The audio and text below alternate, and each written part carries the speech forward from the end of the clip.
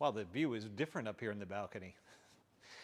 Hey, I'm Alex Joyner. I'm pastor here at Charlottesville First United Methodist Church. This is the Midweek Update for Wednesday, May the 3rd.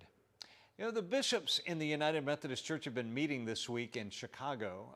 Bishop Thomas Bickerton is our president of the Council of Bishops for this year, and he delivered his remarks on the state of the church in a midterm address on Monday.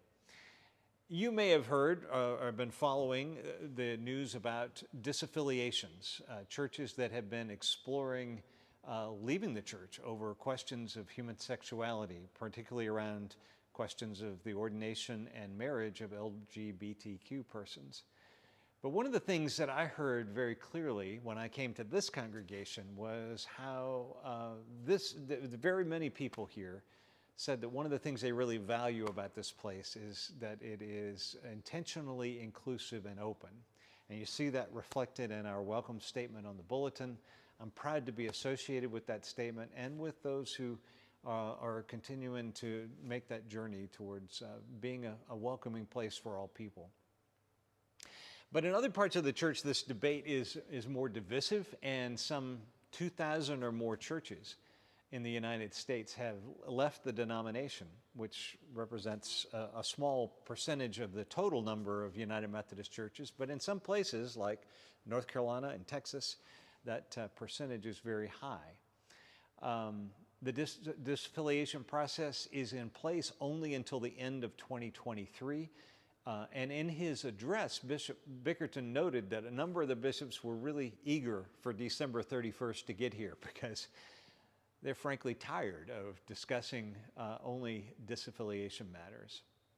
But then he pivoted, and he called it a pivot, and he said, it's time for the church to have a new conversation. And he urged members to inject hopefulness and vision and faith into their conversations, to talk about why they are and remain United Methodist.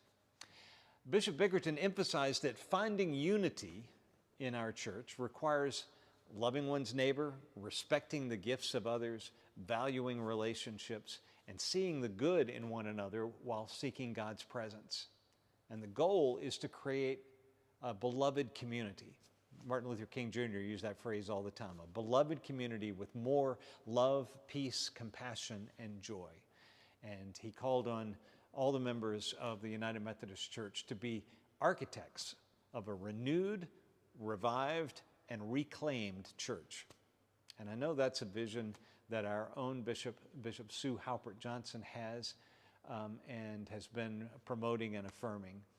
And when I look around this place, whether it's in this room, in this space on a Sunday morning, or whether it's down in the fellowship hall on a Sunday evening like we did this week when we had youth and children together for a picnic in the park that got relocated because of the rain, or whether it's the hiking group or the plant sales or Habitat or the Monday lunches that are served in our Bread and Blessings ministry, you know, I look around and I'm excited about the future here.